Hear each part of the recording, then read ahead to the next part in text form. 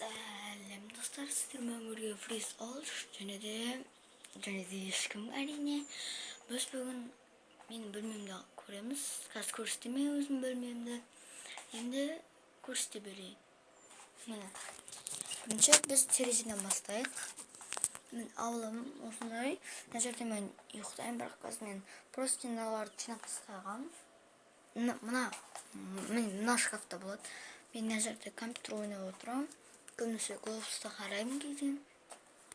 Содан кейін мына жерде тренировка жасайтын нәрселер бар. Короче, вот түсіндіңіздер ғой. Гантель, резинканы, ковер.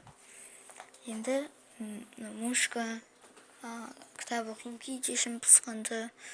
Ана мен бірінші класста медаль алғам. Енді мен өзімді көрсеттім достар.